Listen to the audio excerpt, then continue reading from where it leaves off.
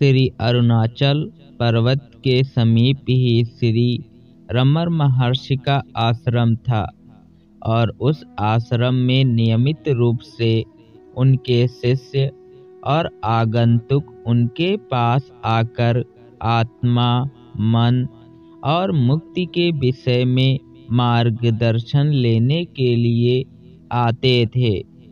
एक दिन एक जिज्ञासु शिष्य ने श्री रमण महर्षि से पूछा, भगवान, आपने कहा है कि आत्मा को केवल तभी अनुभव किया जा सकता है जब विचार समाप्त हो जाएं। क्या आप इस पर विस्तार से समझा सकते हैं?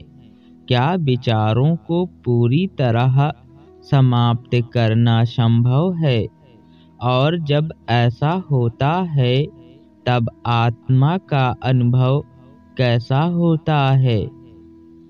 श्री रमण महर्षि गहरी और शांत ध्वनि के साथ बोले, विचारों की मृत्यु का अर्थ यह नहीं है कि तुम उन्हें बलपूर्वक रोकने की कोशिश करो। मन का स्वभाव है विचार करना, लेकिन जैसे ही तुम मैं कौन हूँ का प्रश्न करते हो और विचारों की ओर से हटकर अपने स्रोत को देखना आरंभ करते हो, तो वे विचार स्वतः ही समाप्त हो जाते हैं। विचारों की मृत्यु का अर्थ है उनका मूल, उनका आधार समाप्त हो जाना, और वह आधार अहम अर्थात ईगो है। जब अहम समाप्त होता है तब आत्मा का अनुभव होता है। श्री भगवान से शिष्य ने अगला प्रश्न किया, भगवान, क्या विचार और आत्मा एक दूसरे से अलग हैं? क्या विचार आत्मा को ढक देते हैं? विचार आत्मा के शुद्ध प्रकाश पर पड़ने वाली परछाई की तरह हैं। जब सूर्य चमक रहा होता है तो तुम अपनी छाया को देखो, तो क्या तुम यह कहोगे कि सूर्य गायब हो गया है? विचारों का अस्तित्व केवल तब तक है जब तक तुम उनको महत्व देते हो।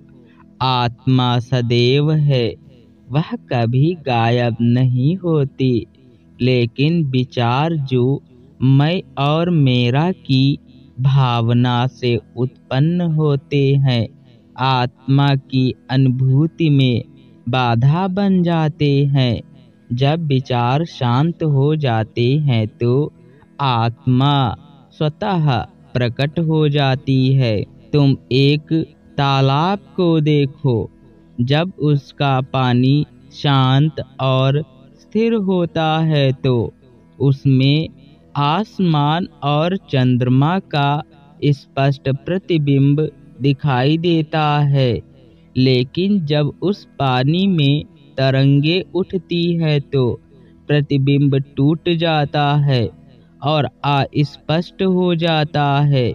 इसी प्रकार आत्मा का अनुभव तुम्हारे भीतर हमेशा उपलब्ध है, लेकिन विचार रूपी तरंगे इसे अस्पष्ट कर देती हैं।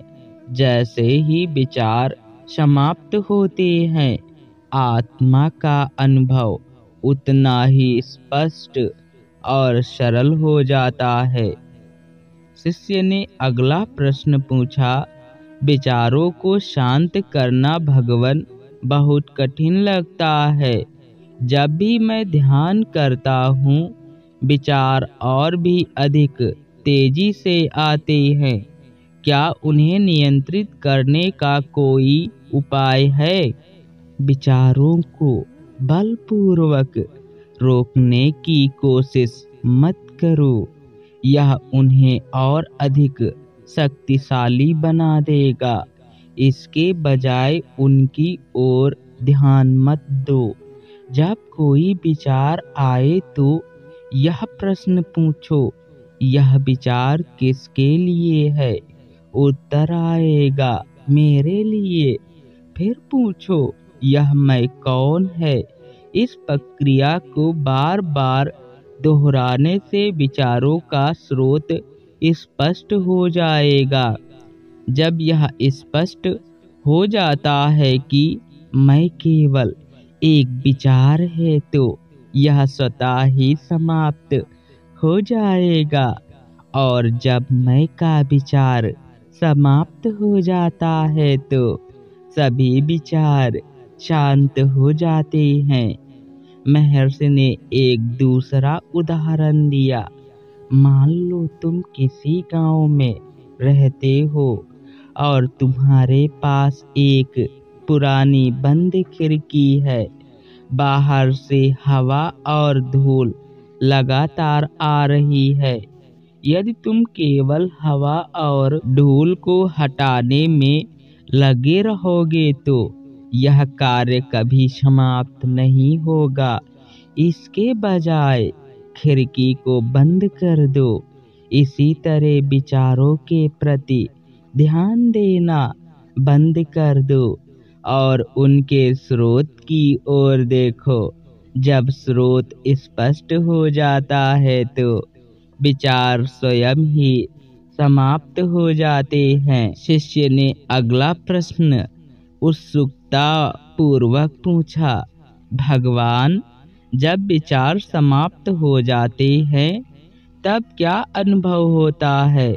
आत्मा की अनुभूति कैसी होती है? श्री रमण महर्षि गंभीर स्वर में बोले, जब विचार समाप्त हो जाते हैं तो केवल सत्य बचता है। यह सत्य तुम्हारा वास्तविक स्व है, जो कभी नष्ट नहीं होता। यह अनुभव शब्दों से परे है। इसे केवल अनुभव किया जा सकता है। आत्मा को जानने का अर्थ है शुद्ध शांति, अपार आनंद और अनंतता का अनुभव। यह अनुभव तुम्हें यह समझाता है कि तुम केवल शरीर और मन नहीं हो, तुम शुद्ध चेतना हो जो सदा और सर्वत्र विद्यमान है। याद रखो, आत्मा को प्राप्त करने के लिए कुछ नया करने की आवश्यकता नहीं है। यह पहले से ही तुम्हारे भीतर है। केवल विचारों के पार जाना है। विचारों की मृत्यु भयावह नहीं है, यह केवल अहंकार का अंत है, जो स्वयं एक भ्रम है। जैसे ही यह भ्रम समाप्त होता है, आत्मा का प्रकाश पूर्णता से प्रकट हो जाता है। यह तुम्हारा वास्तविक स्वरूप है। जब तक तुम विचारों को अपना मानते हो, तब तक वे तुम्हें बांधते हैं। जब तुम यह समझ जाते हो कि वे केवल तुम्हारे मन का खेल हैं, तो वे स्वतः ही विलीन हो जाते हैं। आत्मा की अनुभूति इसी क्षण संभव है। हम कह सकते हैं कि विचारों को समाप्त करने के लिए उनका स्रोत खोजना चाहिए। मैं कौन हूँ का अभ्यास करना चाहिए। जब विचार समाप्त होते हैं तो आत्मा प्रकट होती है। आत्मा शाश्वत है, निरंतर है। इसका अनुभव ही मुक्ति है। हरि ओम तत्।